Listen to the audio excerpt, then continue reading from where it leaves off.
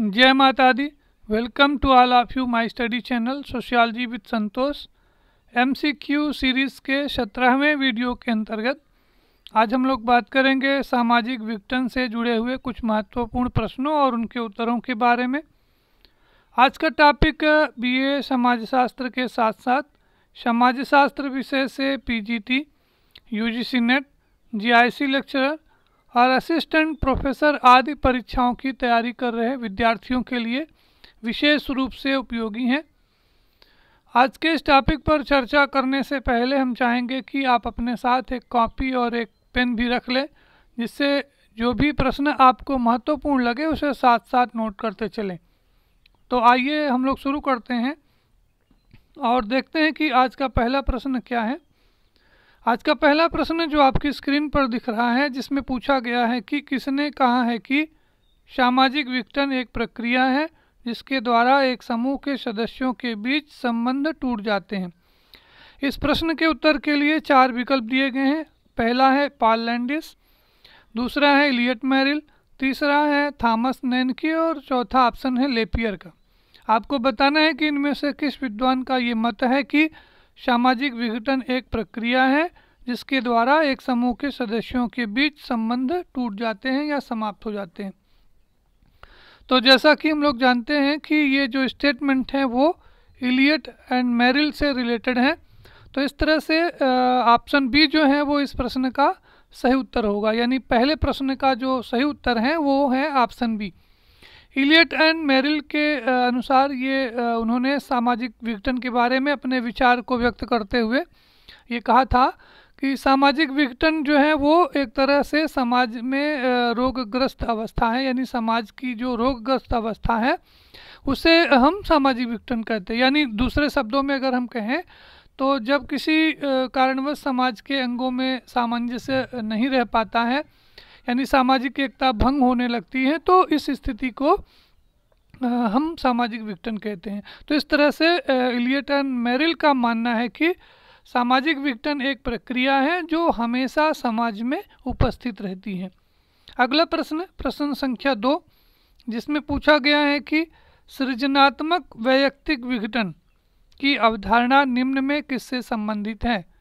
Option हैं, option A है मार्वर, option B है इलियट मेरिल, ऑप्शन सी है रॉबर्ट मर्टन और ऑप्शन डी है टाफ्ट। तो ये जो दूसरा प्रश्न है, इस प्रश्न का उत्तर हम समझते हैं कि आप आसानी से इसको गेस कर चुके होंगे इसके सही उत्तर का। अगर नहीं कर पाए हैं तो हम आपको बताते हैं कि ये जो प्रश्न संख्या 2 है, यानी सृजनात्मक वैयक्तिक विघटन की जो अवधारणा है वो मार्वर से संबंधित है। यानी प्रश्न संख्या 2 का जो सही उत्तर है वो है ऑप्शन ए। मार्वर ने एक किताब लिखी थी डिसऑर्गेनाइजेशन पर्सनल एंड सोशल। यानी मार्वर ने सामाजिक विघटन के मुख्य रूप से, जैसा कि हम लोग जानते हैं कि सामाजिक विघटन मुख्य रूप से 3 प्रकार का होता है: वैयक्तिक विघटन, सामूहिक विघटन और संस्थात्मक विघटन। तो मार्वर ने वैयक्तिक विघटन के 2 स्वरूपों का उल्लेख किया था। एक तो उसमें उन्होंने सृजनात्मक वैयक्तिक विघटन बताया था और दूसरा उन्होंने व्याधिकीय वैयक्तिक विघटन कहा था। तो इस तरह से सृजनात्मक वैयक्तिक विघटन और व्याधिकीय वैयक्तिक विघटन की जो अवधारणा है वो मार्वर से रिलेटेड है। तो प्रश्न संख्या 2 का जो सही उत्तर है वो है ऑप्शन ए। अगला सवाल प्रश्न संख्या 3, जिसमें पूछा गया है कि सोशल पैथोलॉजी पुस्तक के लेखक हैं।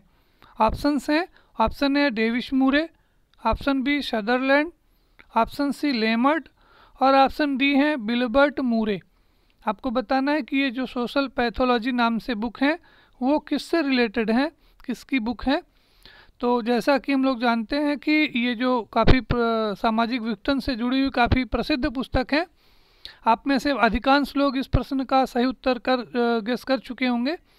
तो ये जो सोशल पैथोलॉजी नाम से जो बुक है ये लेमर्ट महोदय की है। तो लेमर्ट की ये जो बुक है सोशल पैथोलॉजी नाम से, ये पुस्तक 1951 में प्रकाशित हुई थी। और इस पुस्तक में लेमर्ट ने विचलन को 2 भागों में विभाजित किया है। यानी सामाजिक विचलन को उन्होंने दो भागों में बांटा है। उसमें से पहला उन्होंने प्राथमिक विचलन कहा है और दूसरा जो है वो द्वितीयक विचलन। यानी प्राथमिक विचलन से लेमर्ट का आशय ये है कि इस प्रकार के विचलन के लिए समाज में कोई दंड नहीं मिलता है, क्योंकि विचलित व्यक्ति जो है वो समाज में पकड़ में नहीं आता है। दूसरा जो सेकेंडरी जो डेविएंस उन्होंने बताया था, जिसमें उन्होंने ये बताने का प्रयास किया था कि जो द्वितीयक विचलन है वो व्यक्ति के इस प्रकार का विचलन है जिसमें विचलित व्यक्ति के लिए दंड का प्राविधान किया जाता है, जैसे चोरी डकैती आदि। तो इस तरह से यहाँ पर ये स्पष्ट हो जाता है कि सोशल पैथोलॉजी जो पुस्तक है वो लेमर्ट से संबंधित है, इसलिए ऑप्शन सी जो है वो इस प्रश्न का सही उत्तर है। प्रश्न संख्या 4, जिसमें पूछा गया है कि सांस्कृतिक विघटन की अवधारणा निम्न में से किससे संबंधित है। आपको बताना है कि सांस्कृतिक विघटन की अवधारणा निम्न में से किस विद्वान के द्वारा दी गई है। ऑप्शन ए है पी सोरोकिन, ऑप्शन बी है समनर, ऑप्शन सी है श्रीनिवास और ऑप्शन डी है इरावती कर्वे। तो इस प्रश्न का जो सही उत्तर है, यानी प्रश्न संख्या 4 का जो सही उत्तर है, सही विकल्प है, वो है ऑप्शन ए पी सोरोकिन। जैसा कि अभी थोड़ी देर पहले मैंने आपको बताया था कि सामाजिक विघटन मोटे तौर पर 3 प्रकार का होता है, वैयक्तिक विघटन, सामूहिक विघटन और संस्थात्मक विघटन। तो इसमें से जो तीसरा प्रकार है संस्थात्मक विघटन, या जिसको दूसरे शब्दों में हम लोग सांस्कृतिक विघटन भी कह सकते हैं, तो इस विघटन के अंतर्गत धर्म, संस्कृति, नैतिक जीवन, कला, मनोरंजन आदि के क्षेत्र में ये विघटन की स्थिति उत्पन्न होती है। और इस बारे में सोरोकिन ने अपनी जो पुस्तक है, उनकी काफ़ी प्रसिद्ध पुस्तक है, आप इसको नोट कर लें, उनकी पुस्तक है द क्राइसिस आवर एज। तो इस पुस्तक में उन्होंने सांस्कृतिक विघटन की चर्चा की थी। सांस्कृतिक विघटन के बारे में ये जो पुस्तक है वो एक काफ़ी प्रमाणित पुस्तक मानी जाती है। यानी जब हम लोग सांस्कृतिक विघटन की चर्चा करते हैं तो उसमें जो है वो the crisis of our age जो है वो ये एक प्रमाणित पुस्तक मानी जाती है सोरोकिन की। इस पुस्तक में उन्होंने संस्थात्मक विघटन, या दूसरे शब्दों में हम कहें तो सांस्कृतिक विघटन की चर्चा की थी। तो इस तरह से प्रश्न संख्या 4 का जो सही उत्तर है वो है ऑप्शन ए। अगला सवाल प्रश्न संख्या 5 है, जिसमें पूछा गया है कि सामाजिक विचलन की बात सर्वप्रथम निम्न में किसने किया है। आपको बताना है कि सामाजिक विचलन की बात जो है वो या सामाजिक विचलन शब्द का जो उपयोग है वो सबसे पहले किसके द्वारा किया गया है। ऑप्शंस हैं, ऑप्शन ए है Barnes and Baker, option B है स्टीवार्ड, ऑप्शन सी है मैलिनोस्की और ऑप्शन डी है रॉबर्ट के मर्टन। तो इस 5वें प्रश्न का जो सही उत्तर है वो है option D Robert K Merton.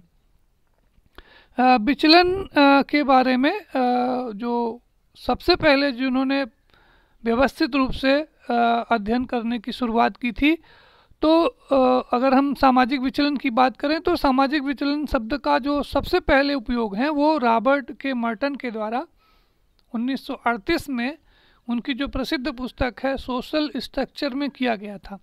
तो इस तरह से जो सामाजिक विचलन जो है शब्द है, इस शब्द का सर्वप्रथम प्रयोग जो है वो रॉबर्ट के मर्टन के द्वारा सोशल स्ट्रक्चर नाम से जो उनकी पुस्तक है, इस पुस्तक में किया गया है।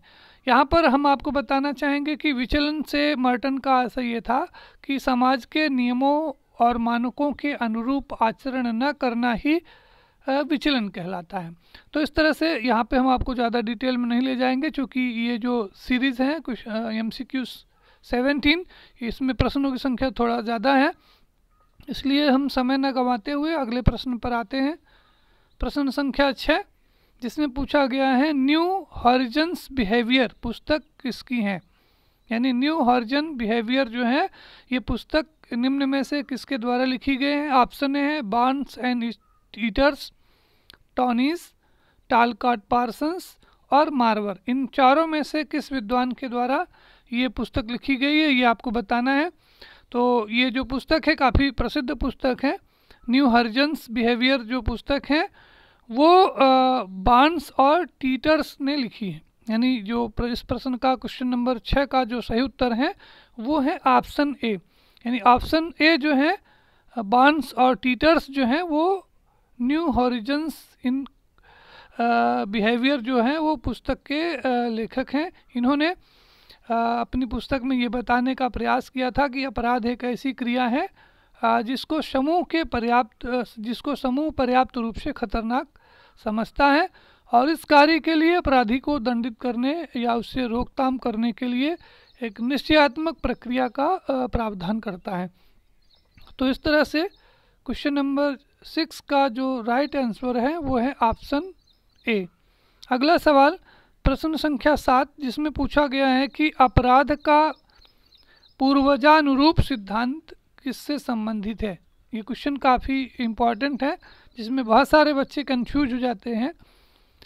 क्योंकि ये हिंदी में लिखा है, अंग्रेजी में लिखा होता तो आप इस क्वेश्चन को आसानी से हल कर जाते। हिंदी में थोड़ा सा कन्फ्यूजन हो जाता है कभी कभी। तो आपको बताना है कि अपराध का पूर्वजानुरूप सिद्धांत किससे संबंधित है। ऑप्शन ए है सदरलैंड, ऑप्शन बी है पाललैंडिस, ऑप्शन सी है लोम्ब्रोसो और ऑप्शन डी है बोंजर। तो जैसा कि हम लोग जानते हैं कि अपराध का पूर्वजानुरूप सिद्धांत जो है वो लोम्ब्रोसो से संबंधित है। तो इस तरह से प्रश्न संख्या 7 का जो सही विकल्प है वो है ऑप्शन सी। जैसा कि हम लोग जानते हैं कि लोम्ब्रोसो जो थे वो एक इटालियन अपराध शास्त्री थे और जिन्हें कि हम लोग अपराध शास्त्र का जनक भी कहते हैं, या आप दूसरे शब्दों में कहें तो लोम्ब्रोसो को अपराध शास्त्र का जनक भी माना जाता है। और उन्होंने ये बताया था कि अपराधी जन्मजात होते हैं, उन्हें बनाया नहीं जाता है, यानी क्रिमिनल्स आर बॉर्न।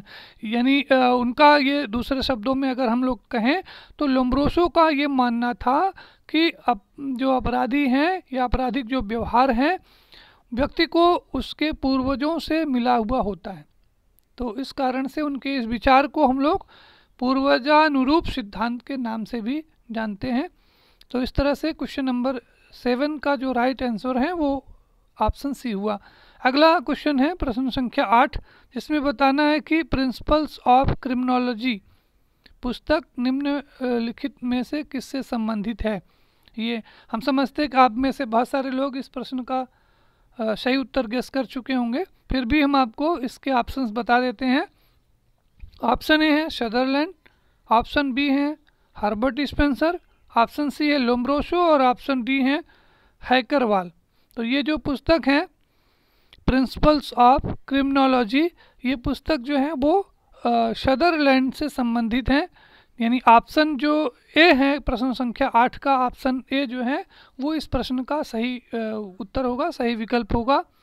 सदरलैंड के बारे में आप जानते हैं कि सदरलैंड जो कि एक अमेरिकन समाजशास्त्री हैं और जिन्हें कि आधुनिक अपराध शास्त्र का जनक माना जाता है। अभी इसके पहले वाले क्वेश्चन में हमने आपको बताया था कि अपराध शास्त्र का जनक जो है वो लोम्ब्रोसो को माना जाता है।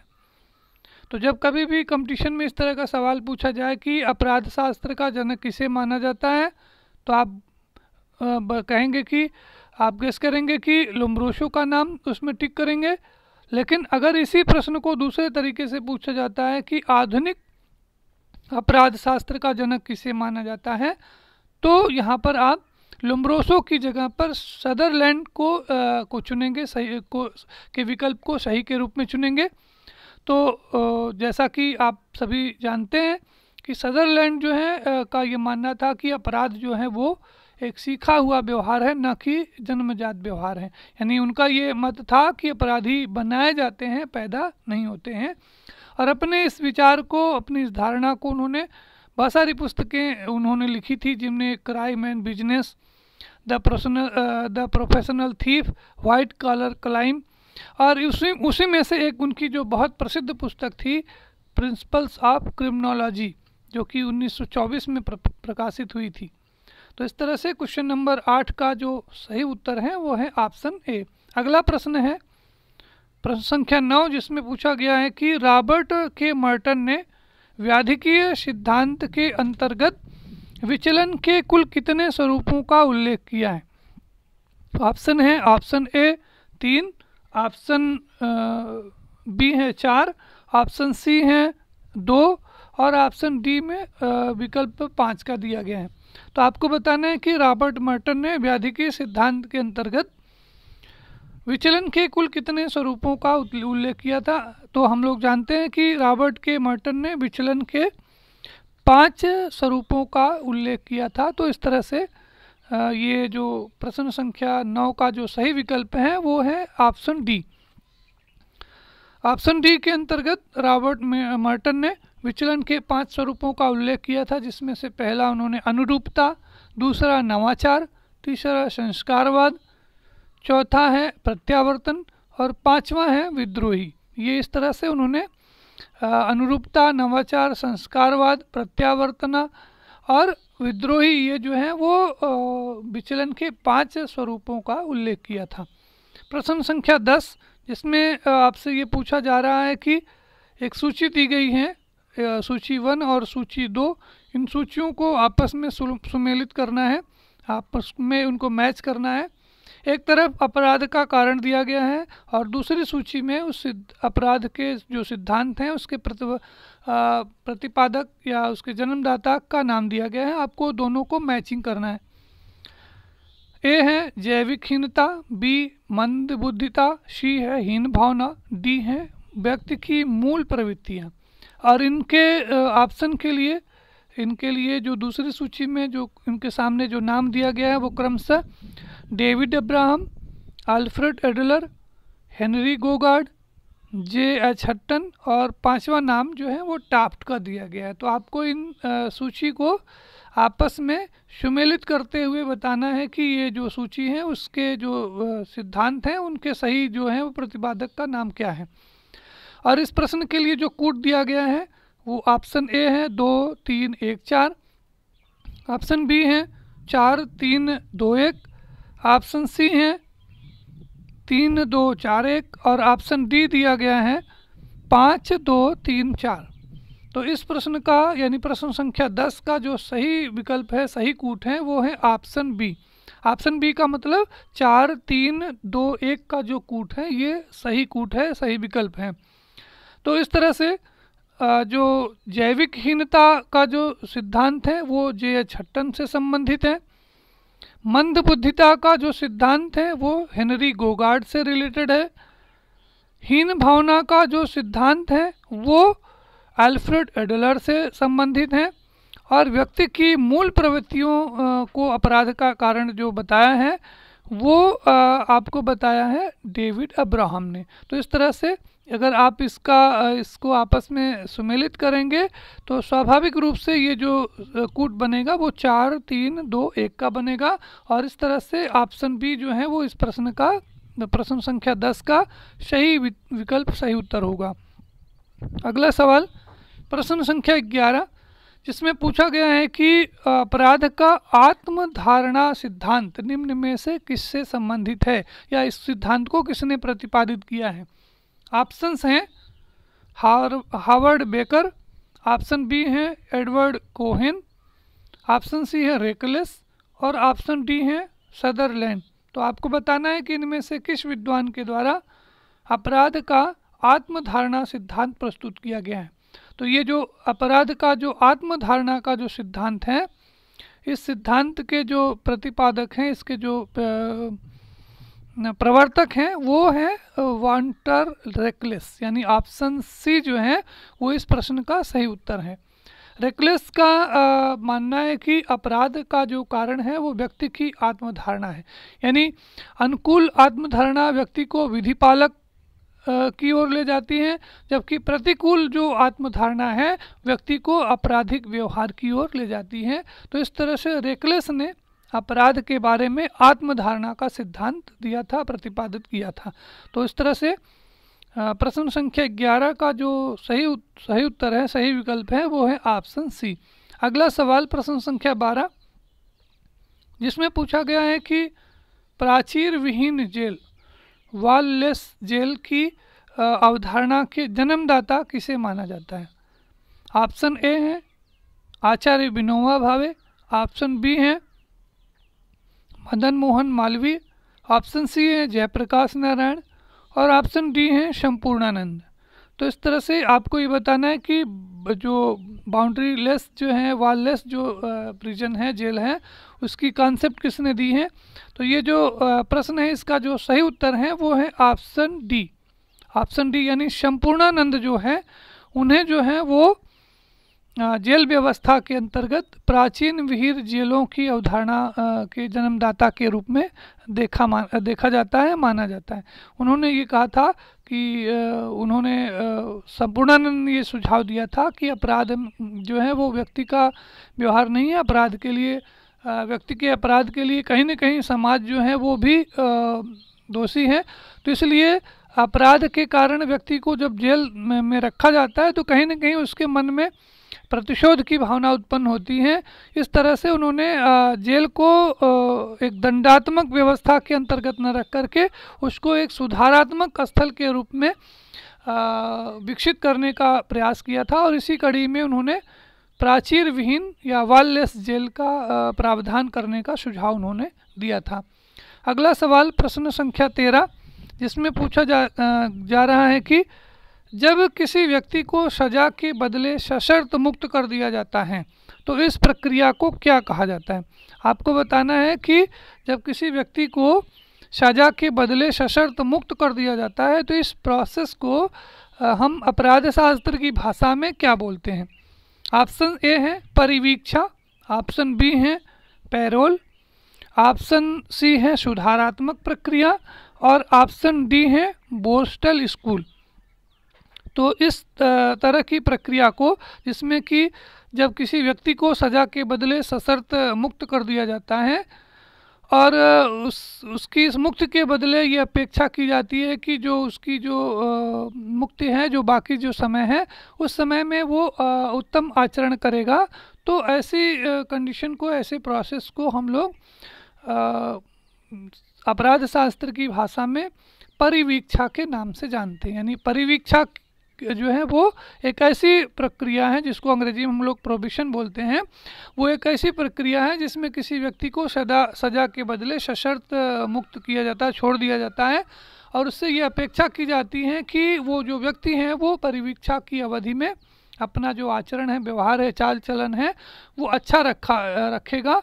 और ऐसी दशा में अगर वो व्यक्ति अपनी आचरण व्यवहार को अच्छा रखने का वादा करता है तो उसे सज़ा से, बाकी की सज़ा से मुक्त करके उसको सज़ा से मुक्त कर दिया जाता है। तो इस तरह की प्रक्रिया जो है वो परिवीक्षा के नाम से जानी जाती है। अगला क्वेश्चन है क्वेश्चन नंबर 14, जिसमें पूछा गया है कि एक व्यक्ति को पैरोल पर छोड़े जाने के लिए उसके द्वारा कम से कम कितने वर्ष की सज़ा काट लिया जाना अनिवार्य होता है। यानी अगर किसी व्यक्ति को पैरोल पर छोड़ा जाता है तो उस व्यक्ति को मिनिमम कितना वर्ष की सज़ा वो व्यतीत कर चुका हो, काट चुका हो, ये जरूरी होता है, अनिवार्य होता है। ऑप्शंस हैं, ऑप्शन ए है 4 वर्ष, ऑप्शन बी है 5 वर्ष, ऑप्शन सी है 3 वर्ष, और ऑप्शन डी है 7 वर्ष। तो प्रश्न संख्या 14 का जो सही उत्तर होगा वो है ऑप्शन सी 3 वर्ष।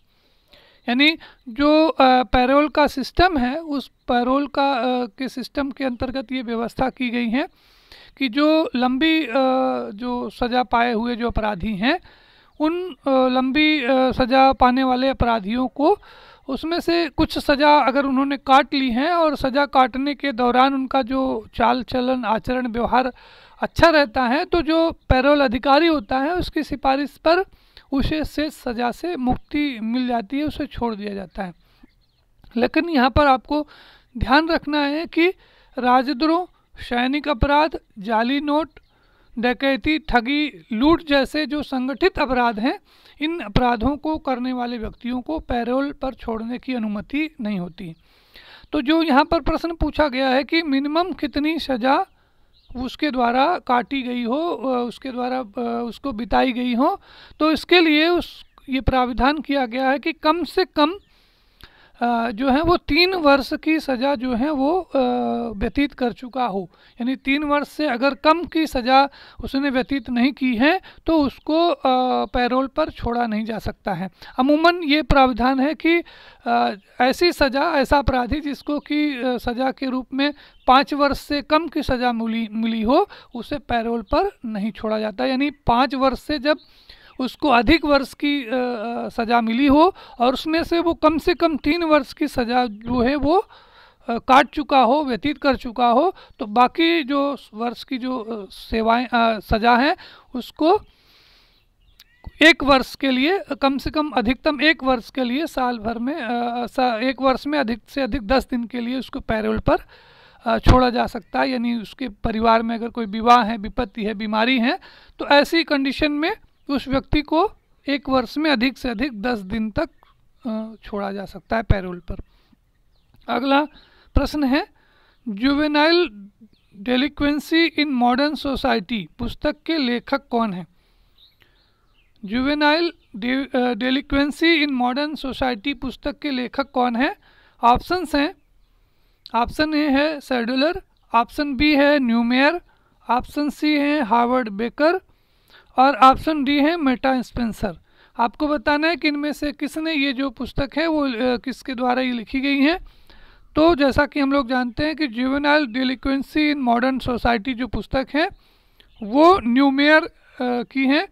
न्यूमेयर ने बाल अपराध के बारे में अपने विचारों को इस पुस्तक में विस्तार से उल्लेखित किया था। इसमें उन्होंने ये बाल अपराध के बारे में ये प्राविधान किया था, अपने विचार व्यक्त किया था कि एक बाल अपराधी जो है वो निर्धारित आयु से कम आयु का वह व्यक्ति होता है जो समाज विरोधी कार्य करने का दोषी है और इसका दुराचरण जो है वो कानून का उल्लंघन है। तो ऐसे में उस व्यक्ति को सज़ा देने का प्रावधान किया गया। अलग अलग देशों में, अलग अलग समाजों में जुवेनाइल जस्टिस एक्ट के अनुसार जो बाल अपराधियों की अधिकतम आयु है वो अलग अलग होती हैं। अगला जो सवाल है, तो यहाँ पर आपको क्लियर हो गया कि प्रश्न संख्या 15 का जो सही उत्तर है वो है ऑप्शन बी न्यूमेयर। क्वेश्चन नंबर 16 जिसमें पूछा गया है कि बोर्स्टल स्कूल की अवधारणा के प्रतिपादक कौन हैं? ऑप्शंस हैं, option A Fairchild, option B है M.G. सेथना, ऑप्शन सी है एल्विन रेलगिश ब्राइस और ऑप्शन डी है विक्टर ह्यूगो। तो आप में से बहुत सारे लोग जो हैं वो अगर अपराध शास्त्र के बारे में थोड़ा बहुत पढ़े होंगे तो इस प्रश्न का उत्तर आसानी से आप कर चुके होंगे। तो बोस्टल स्कूल की जो अवधारणा है वो एल्विन रेगलिश ब्राइस से संबंधित है, यानी ऑप्शन सी जो है वो इस प्रश्न का सही उत्तर है। ये जो बोस्टल स्कूल की जो अवधारणा है वो एक्चुअली एक जो है वो अमेरिकी अवधारणा है और इस अवधारणा के जो प्रतिपादक हैं, जो जन्मदाता हैं, वो रेगलिश ब्राइस की हैं और उन्होंने अमेरिका के केंट प्रांत में बोस्टल नामक स्थान पर एक तरह से ये स्कूल खोला था जिसमें 15 से 21 वर्ष के जो किशोर अपराधी हैं उनके सुधार के लिए व्यवस्था की गई थी। उनको इस जगह पर रखा जाता था और यहाँ पर उनको सुधार करने की उनके दंड स्वरूप उनको सुधारात्मक संस्था के रूप में इस तरह की एक स्कूल खोला गया था। तो चूँकि ये जो स्कूल था वो बोस्टल नामक स्थान पर खोला गया था, इसलिए इस संस्था को बोस्टल स्कूल या बोस्टल संस्था के नाम से भी हम लोग जानते हैं। अगर आप बोस्टल संस्था की बात करें तो बोस्टल संस्थाएं 2 प्रकार की होती हैं। एक बंद बोस्टल संस्था, इसकी जो प्रकृति है वो जेलों से मिलती जुलती है, और दूसरी होती है खुली बोस्टल संस्था। ये जो है वो एक शिविर के रूप में होता है और इसमें बाल अपराधियों को स्वतंत्र वातावरण में रखा जाता है जिसमें वो अपनी बुरी आदतों को छोड़ करके ईमानदारी से अपने आगे का जीवन व्यतीत करने की सीख ले सकें। तो इस तरह से बोस्टल स्कूल की जो कॉन्सेप्ट है वो एल्विन रेगलिश ब्राइस से संबंधित है। अगला प्रश्न है प्रश्न संख्या 17 जिसमें बताना है आपको कि बाल अपराध से संबंधित गिरोह सिद्धांत निम्न में से किसके द्वारा सिद्धांत दिया गया है। यानी बाल अपराध से संबंधित गिरोह का जो सिद्धांत है वो किसके द्वारा दिया गया है। इस प्रश्न के लिए सही उत्तर हैं, ऑप्शंस हैं, ऑप्शन ए है मार्टन, ऑप्शन बी है शॉ एंड मैके, ऑप्शन सी है हार्बर्ट मीड और ऑप्शन डी में फ्रेडरिक थ्रेजर का नाम दिया गया है। तो आपको बताना है कि इनमें से किस विद्वान ने ये जो है वो बाल अपराध के बारे में गिरोह सिद्धांत प्रस्तुत किया था। तो इस प्रश्न का जो सही उत्तर है, सही विकल्प है, यानी क्वेश्चन नंबर 17 का जो सही उत्तर है वो है ऑप्शन डी। फ्रेडरिक थ्रेशर जो है वो बाल अपराध के बारे में उन्होंने गिरोह का सिद्धांत प्रस्तुत किया था। अगला प्रश्न है प्रश्न संख्या 18। इसमें पूछा गया है कि किसने कहा है कि यदि मुझे एक दिन का भारत का तानाशाह बना दिया जाए तो मेरा पहला कार्य शराब की भट्टियों को बंद कराना होगा। ऑप्शंस हैं, ऑप्शन ए है महात्मा गांधी, ऑप्शन बी है विनोबा भावे, ऑप्शन सी है स्वामी विवेकानंद, ऑप्शन डी है बाल गंगाधर तिलक।